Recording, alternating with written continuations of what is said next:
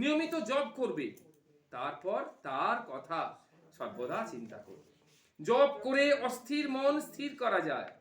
আর জপ করতে হয় বলে যান্ত্রিকভাবে জপ করছি তা নয়, ভাবের সঙ্গে জপ করতে হয়। তাকে আপনার বলে মনে করে তার নামে যে রস আছে সেই রস আস্বাদন করে জপ করতে হয়, তবেই ঠিক হবে।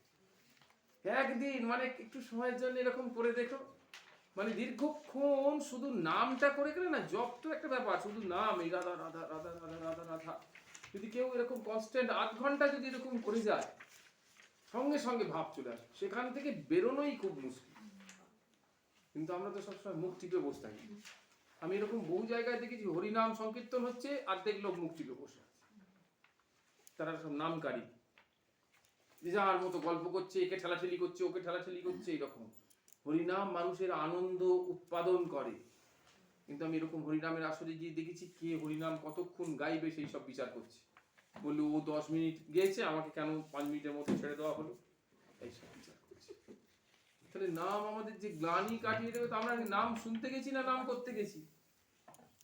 আমরা সেখানে নাম আস্বাদন করতে গেছি, নাম করতেও যাইনি, শুনতেও যাইনি, আমি নাম আস্বাদন করতে গেছি। তাহলে তুমি ভাবতে পারো যে ওই নাম, ওই যে বলছে না, লোকে বলে যে একবার হরিনামে যত পাপ হরে, জীবের সাধ্য নেই তত পাপ করে, তো ওই হরিনাম কি আমাদের সেই পাপ স্খলন করতে পারবে? আমার রুচিটাই তো পরিবর্তন করেছি, ঝগড়া বিগ্রহ করে দিল আমাকে। কি করে হরিনাম টরিনাম ছেড়ে দিয়ে কিছু লোক ভক্ত কি আমার পায়ে তেল দিয়ে আমাকে নিয়ে এলো কি আরে হরিনাম কর। তাতে কে তেল দেবে কার পায়ে বল? আমরা তো হরি নামের মাধ্যমে হরিকে সন্তুষ্ট করে আমার মনে, আমার চিত্তবৃত্তিতে প্রশান্তি এনে আমি কি চাইছি না, আমার উদ্ধার যাতে হয়। আমি ওর পাশের লোকের উদ্ধার করতে যাইনি, আমার উদ্ধার যাতে হয়, আমি সেই চেষ্টা করছি। সেসব ফেলে দিয়ে কি করলাম, কি আমাকে কেন বেশি হরিনাম করতে দেওয়া হয়? তাহলে কি হরিনাম আমার আত্ম অহংকারটাকে কাটিয়ে দিল? পারলো? আমার বাড়িয়ে দিল, যে আমি একটু ভালো হরিনাম করি, আমাকে করতে দিল না, ও করছে। এই ভাবটা, এই ভাবটা, তাহলে আমাদেরকে সেই ভাব ত্যাগ করে, একদম মন প্রাণ ত্যাগ করে, হরিনাম মানে কি? হরির নাম, হরির নামানুকীর্তনা মানে কি? হরির নাম মানে হরিরই নাম, সেখানে আমার নাম নেই। এখন হরিনামের মাধ্যমে যদি আমার নাম প্রতিষ্ঠা পাওয়ার জন্য আমি ব্যগ্র হয়ে যাই, তাহলে হরিনাম লুকায়িত হয়ে যাবে। যে জ্ঞানের দীপ তোমারে লুকায়, সে জ্ঞানের দীপ প্রভু জ্বালায় না, তাই না?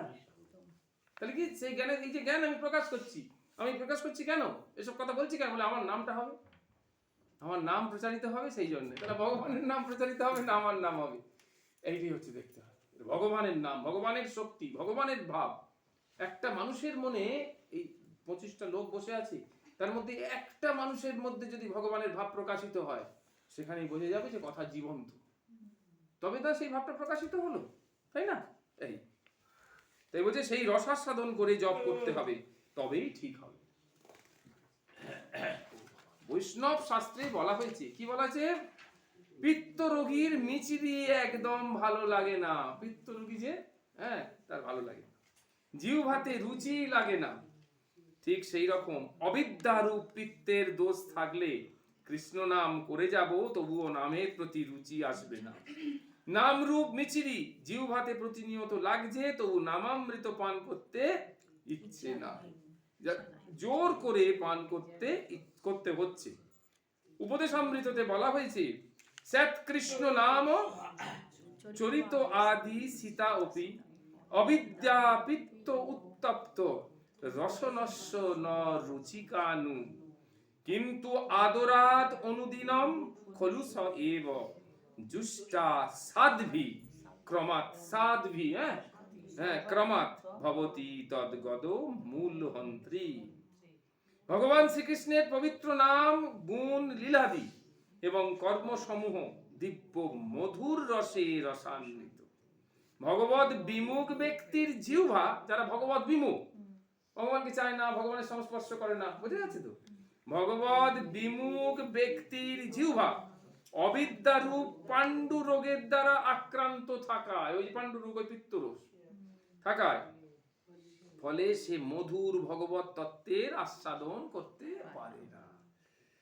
কিন্তু পরম আশ্চর্যের বিষয় এই যে সেও পারবে, সেও পারবে। কিভাবে? প্রত্যহ যদি সে পরম নিষ্ঠা বা যত্নের সঙ্গে মধুর হরিনাম কীর্তন করে, তাহলে স্বাভাবিকভাবেই সে জিহ্বায় এক মধুর রস আস্বাদন করবে ও এইভাবে তার রোগ ক্রমে সমূলে বিনাশ প্রাপ্ত হবে। বোঝা যাচ্ছে? এই রোগটা চলে যাবে, অর্থাৎ নাম রস আস্বাদন করবার সুযোগ সে পাবে আর কি। তো এইটা হচ্ছে সব থেকে বড় জিনিস, তার মধ্যে রুচি আসবে।